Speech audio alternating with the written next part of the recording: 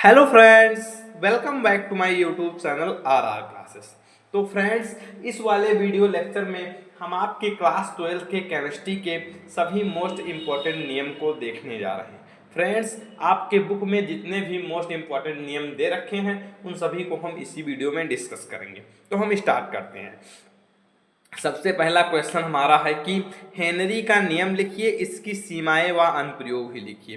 Friends, ये 4 number में पूछा जाने वाला मोस्ट इंपॉर्टेंट क्वेश्चन है।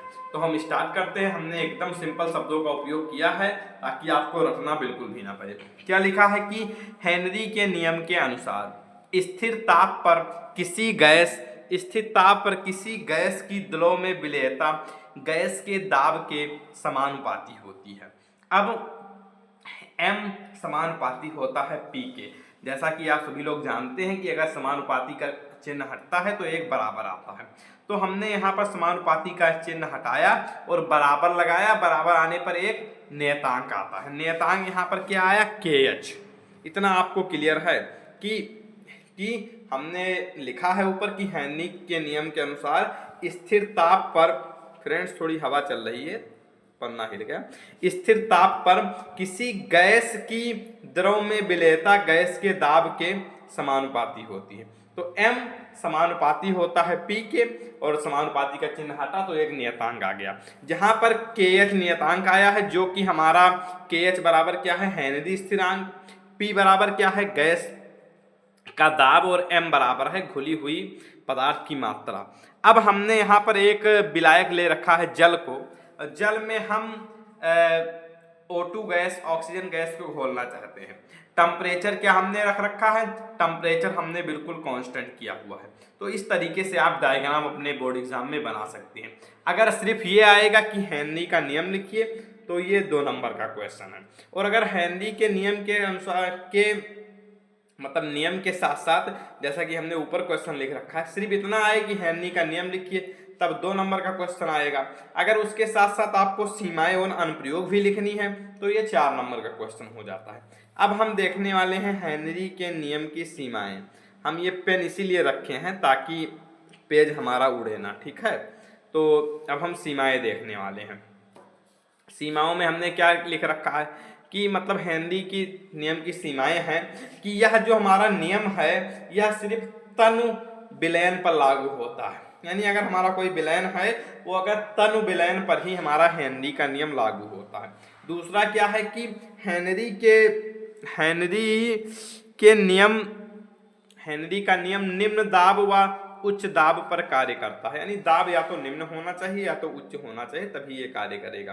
तीसरा क्या है? यह नियम उन गैसों पर लागू होता है जो विलायक से क्रिया नहीं करती हैं। जैसा कि हमारी O2 है तो वो जल से क्रिया नहीं करेगी, तो उन्हीं गैसों पर लागू होता है जो प्रायः सामान्यतया जल से क्रिया नहीं करती हैं। तो ये हो गया हेनरी के नियम की सीमाएं। अब हम इसके अनुप्रयोग देख लेते हैं। हेनरी के नियम के कुछ अनुप्रयोग हमने यहाँ पर लिख रखे हैं। क्या है कि हेनरी के नियम के अनुप्रयोग, हम थोड़ा पेज को अच्छे से कर रहे हैं। फ्रेंड, इस कंटेंट को लिखने में बहुत मेहनत लगती है, फिर भी हम आप लोगों के लिए अच्छा से अच्छा वीडियो बनाने का प्रयास करते हैं। तो आप वीडियो को एक लाइक तो कर ही दीजिए। क्या है हेनरी के नियम के अनुप्रयोग? सबसे पहला अनुप्रयोग हमने यहाँ पर लिख रखा है कि गोताखोर द्वारा सांस लेने में, यानी जो हमारे ये गोताखोर होते हैं ये जब अंदर जाते हैं जल के अंदर तो फिर इनको सांस लेने की जो आवश्यकता होती है, तो ये सांस लेने के लिए इसका प्रयोग करते हैं हेनरी के नियम का, ताकि ये ऑक्सीजन सिलेंडर को ले जाते हैं जिससे ये सांस ले पाते हैं। तो इस हेनरी का नियम उसमें प्रयोग किया जाता है। फिर दूसरा क्या है कि शीतल पेय पदार्थ के उत्पादन में। अब जैसा कि आप लोग जानते हैं कि शीतल पेय पदार्थ जैसा कि हमारा थम्स अप हो गया, स्प्राइट हो गया, कोल्ड ड्रिंक हो गई, तो ये सारे जितने होते हैं इन सभी का जब उत्पादन होता है तो इसमें गैस भरी जाती है। तभी जैसा कि आप देखते हैं कि जब वो हम स्प्राइट के बोतल को खोलते हैं तो वो गैस के साथ बाहर आती है। अगर उसको थोड़ा हिलाकर खोलें तो सारी स्प्राइट उड़ जाती है। तो इस तरीके से उसमें गैस मिलाई जाती है। तो ये भी हमारा हेनरी के नियम से किया जाता है। फिर क्या है कि फेफड़ों की क्रिया विधि में हमारे फेफड़े कार्य करते हैं, उसमें भी हेनरी के नियम का उपयोग होता है। फिर पहाड़ों पर पर्वतारोही द्वारा सांस लेने में, अब जो ये पर्वत पर हमारे पहाड़ पर चढ़ते हैं पर्वतारोही, तो वहाँ पर भी ऑक्सीजन नहीं होता, तो ये लोग ऑक्सीजन सिलेंडर ले जाते हैं, इससे वहाँ पर भी इसका उपयोग करते हैं। आई होप कि आपको यह क्वेश्चन अच्छे से क्लियर हो गया होगा। सबसे पहले आप इसके अनुप्रयोग का वन स्क्रीनशॉट ले लीजिए, फिर उसके नियम का सीमाएं का स्क्रीनशॉट ले लीजिए, देन उसके नियम का स्क्रीनशॉट कर लीजिए।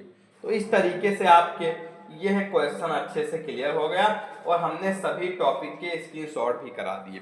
अब हम आते हैं अपने नेक्स्ट मोस्ट इंपॉर्टेंट क्वेश्चन पर, जो कि हमारा नेक्स्ट क्वेश्चन है कि तनु विलयन के लिए राउल्ट के नियम को परिभाषित कीजिए। सबसे पहला नियम हमने क्या बताया, हेनरी का नियम बताया।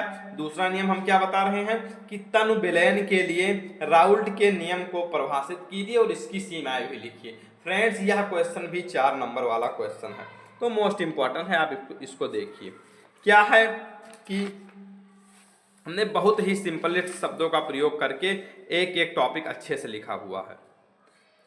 देखिए, राउल्ट के नियम के अनुसार क्या लिखा है हमने कि राउल्ट के नियम के अनुसार किसी विलायक में राउल्ट के नियम के अनुसार किसी विलायक में कोई अवाष्पशील विलेय पदार्थ मिलाने पर प्राप्त विलयन के वाष्प दाब का आपेक्षिक अवनमन विलेय के मोल अंश या जिसको मोल प्रभाव भी बोलते हैं के बराबर होता है।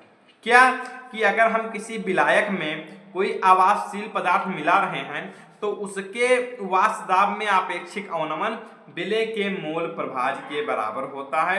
यह हमारा क्या है, राउल्ट का नियम है।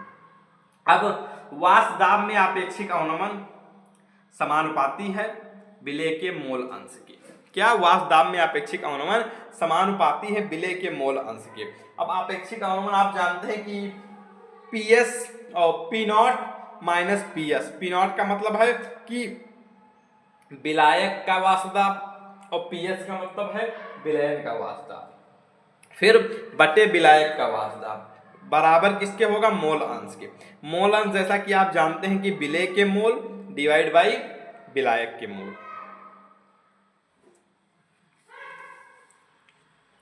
विलेय के मोल डिवाइड बाई विलयन के मोल, इस तरीके से होता है।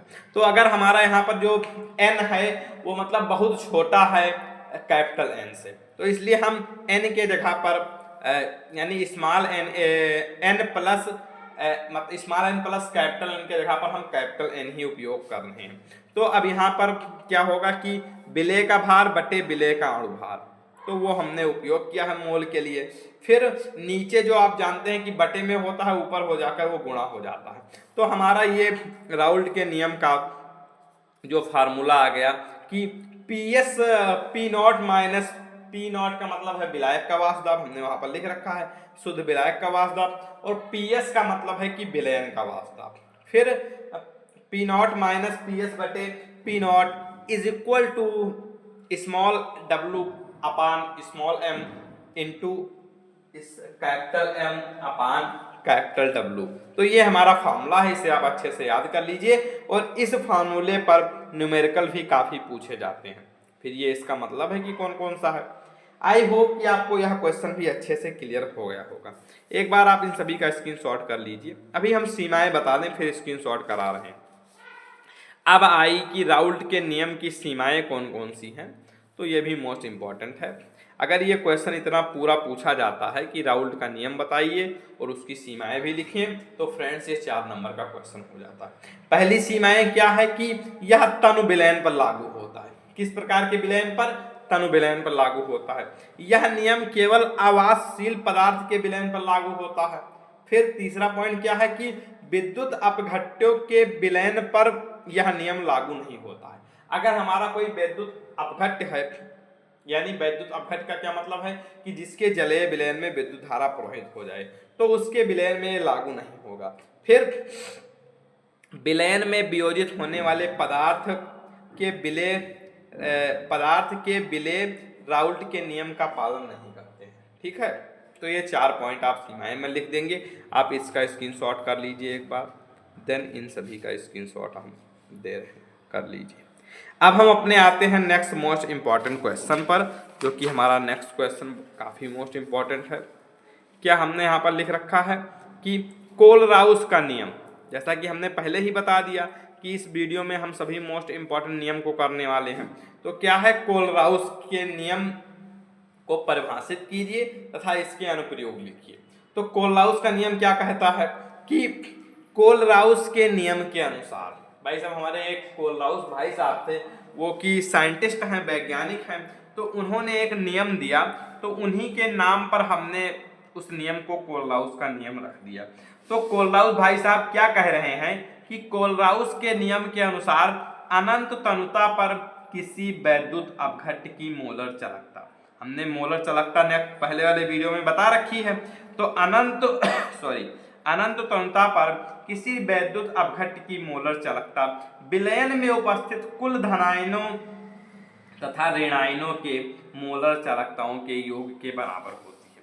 अब यहाँ पर आप देखिए, हम थोड़ा सा पेज को आगे कर रहे हैं कि ये देखिए कि ये हमारा कोई विलयन है, जल हमारा, मान लीजिए इसमें हमने विलयन के रूप में, विलायक के रूप में H2O जल को ले रखा, फिर इसमें हमने NaCl को मिलाया। तो जब ये NaCl जाएगा यहाँ पर, तो अपने Na+ और Cl- आयनों में टूट जाएगा, इसका मतलब वियोजित हो जाएगा। तो अनंत तनुता, यानी हमने सब जगह अनंत लिख रखा है, तो अनंत तनुता पर NaCl की मोलर चालकता, Na+ के मोलर चालकता और Cl- के मोलर चालकता के योग के बराबर होगा। यही हमारा है कोलराउस का नियम, और इसका स्क्रीनशॉट आप एक बार कर लीजिए, मोस्ट इंपॉर्टेंट है, मतलब हर बार पूछा जाने वाला टॉपिक है। फिर हम आते हैं इसकी अनुप्रयोग में। मोस्ट इंपॉर्टेंट इसका अनुप्रयोग है, सबसे ज्यादा प्रयोग होता है कि वियोजन की कोटि ज्ञात करने में। इसका प्रयोग हम कहाँ करते हैं, वियोजन की कोटि को ज्ञात करने में। कोलराउस के नियम के अनुप्रयोग, सबसे पहला अनुप्रयोग क्या है कि वियोजन की कोटि ज्ञात करने में। तो सबसे पहले तो वियोजन की कोटि क्या होती है यह आपको पता होना चाहिए। तो किसी सांद्रता पर वैद्युत अपघट्य की मोलर चालकता तथा अनंत तनुता पर वैद्युत अपघट्य की मोलर चालकता, किसी सांद्रता पर वैद्युत अपघट्य की मोलर चालकता तथा अनंत तनुता पर वैद्युत अपघट्य की मोलर चालकता के अनुपात को वियोजन की कोटि कहते हैं। आई होप कि आपको वियोजन की कोटि क्लियर हो गई होगी। अब हम आते हैं अपने नेक्स्ट, मतलब इसके फार्मूले पर, कि वियोजन की कोटि बराबर क्या होती है, किसी सांद्रता पर वैद्युत अपघट्य की मोलर चालकता बटे अनंत तनुता पर वैद्युत अपघट्य की मोलर चालकता। और हम वियोजन की कोटि को अल्फा से प्रदर्शित करते हैं। तो अल्फा बराबर क्या हो जाएगा कि किसी सांद्रता का मतलब है C हमने ले लिया, किसी सांद्रता पर मोलर चालकता बटे अनंत, अनंत हमने यहाँ पर लिख दिया कि अनंत तनुता पर मोलर चालकता। तो ये हमारा अल्फा बराबर λc m/λ अनंत तनुता बराबर m। तो इस तरीके से आप लिखेंगे, इसका भी आप स्क्रीनशॉट कर लीजिए। देन हम अपने आते हैं नेक्स्ट मोस्ट इंपॉर्टेंट क्वेश्चन पर। फ्रेंड्स, हम आप लोगों के लिए दिन रात मेहनत करते हैं, इतना अच्छा कंटेंट तैयार करते हैं, तो आप वीडियो को लाइक कर लीजिए और अपने दोस्तों के पास भी शेयर कर दीजिए। हम आते हैं अपने नेक्स्ट मोस्ट इंपॉर्टेंट क्वेश्चन पर। नेक्स्ट क्वेश्चन हमारा है जो कि मोस्ट इंपॉर्टेंट है कि वैद्युत अपघटन संबंधी फैराडे का नियम। अगर दोनों नियम पूछेगा तो 4 नंबर में पूछा जाएगा, अगर एक नियम पूछेगा तो 2 नंबर में पूछा जाएगा। स्टार्ट करते हैं। क्या है कि प्रथम नियम क्या कहता है कि इस नियम के अनुसार वैद्युत अपघटन के समय इलेक्ट्रोड पर मुक्त पदार्थ की मात्रा उसमें प्रवाहित आवेश के मात्रा के अनुक्रमानुपाती होती है। क्या है कि इस नियम के अनुसार वैद्युत अपघटन के समय इलेक्ट्रोड, जैसा इलेक्ट्रोड का मतलब इलेक्ट्रोड एनोड प्लस कैथोड पर मुक्त हुई पदार्थ की मात्रा उसमें प्रवाहित आवेश की मात्रा के अनुक्रमानुपाती होती है। तो पदार्थ की मात्रा अनुपाती अनुपात या समानुपाती एक ही बात है। समानुपाती है आवेश की मात्रा की। पदार्थ की मात्रा को हम W से प्रदर्शित करते हैं और आवेश की मात्रा को Q से प्रदर्शित करते हैं। अब जैसा कि आपने फॉर्मूला पढ़ रखा है कि Q बराबर होता है I इंटू टी, तो Q के स्थान पर हम क्या रख देंगे I इंटू टी। और अगर हम समानुपाती का चिन्ह हटाएंगे तो आपको पता है कि एक नियतांक स्थिरांक आएगा जिसको हम रासायनिक तुल्यांक बोलेंगे, यहाँ पर Z आता है। तो W बराबर Z इंटू आई टी हो जाएगा, जहां पर Z बराबर क्या है हमारा रासायनिक तुल्यांक और I बराबर क्या है, I बराबर हमारा विद्युत धारा है और T बराबर हमारा समय है। और यहाँ पर हमने ये एक विलयन ले रखा है, मान लीजिए ये NaCl का विलयन है, ये हमारा एनोड है, ये कैथोड है। तो जब ये इसमें धारा प्रवाहित करेंगे तो इस पर कुछ मात्रा मुक्त होगी जिसे हम क्या बोलेंगे, राउल्ट के मतलब फैराडे का नियम। तो आई होप कि आपको फर्स्ट नियम क्लियर हो गया होगा, इसका आप एक बार स्क्रीनशॉट कर लीजिए। हम आते हैं अपने नेक्स्ट नियम पर। नेक्स्ट नियम हमारा क्या है, द्वितीय नियम। द्वितीय नियम क्या कहता है कि इस नियम के अनुसार यदि समान विद्युत धारा समान समय के लिए, यानी समान विद्युत धारा है और समान समय के लिए भिन्न भिन्न विद्युत अपघट्टों में प्रवाहित की जाती है तो इलेक्ट्रोड पर मुक्त पदार्थ की मात्रा तुल्यांकी भारों के समानुपाती होती है। अब यहाँ पर आप पहले देखिए कि यहाँ पर हमने एक वैद्युत अपघट्ट ZnSO4 ले रखा है और एक NaCl ले रखा है। वैद्युत अपघट्ट वह पदार्थ होते हैं जिसके विद्युत धारा में जिसके जलीय विलयन में वैद्युत धारा प्रवाहित होती है। तो यहाँ पर पहले वाले के लिए W1 समानुपाती है E1 के, फिर W2 समानुपाती है E2 के। तो हम अगर इसको अनुपात में लेंगे तो W1 बटे W2 बराबर आ जाएगा E1 प्लस E2 के। तो ये रहा हमारा फैराडे का द्वितीय नियम। आई होप कि आपको यह नियम भी अच्छे से क्लियर हो गया होगा, इसका भी आप एक बार स्क्रीनशॉट कर लीजिए।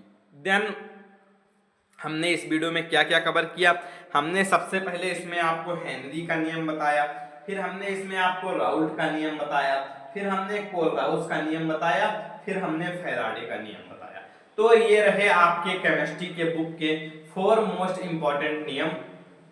आई होप कि आपको यह वीडियो बहुत अच्छी लगी होगी, आपको इस वीडियो से आपके एग्जाम में बहुत हेल्प मिलेगी। अगर आपको वीडियो समझ में आ गई है तो आप वीडियो को लाइक करिए, चैनल को सब्सक्राइब करिए, बेल आइकन को प्रेस करिए ताकि रोज आने वाले वीडियो की नोटिफिकेशन सबसे पहले आपके पास पहुंचे। तो फिर मिलते हैं नेक्स्ट वीडियो में नेक्स्ट टॉपिक के साथ, तब तक के लिए बाय बाय, जय हिंद। और अगर आपको क्लास 12 के physics, chemistry and mathematics, Hindi, English and biology के किसी भी सब्जेक्ट के किसी भी टॉपिक पर वीडियो चाहिए तो आप कमेंट बॉक्स में कमेंट कर सकते हैं, हम आपके कमेंट को जरूर पढ़ेंगे और उस पर वीडियो जरूर बनाएंगे। तो फिर मिलते हैं नेक्स्ट वीडियो में, तब तक के लिए बाय बाय, जय हिंद।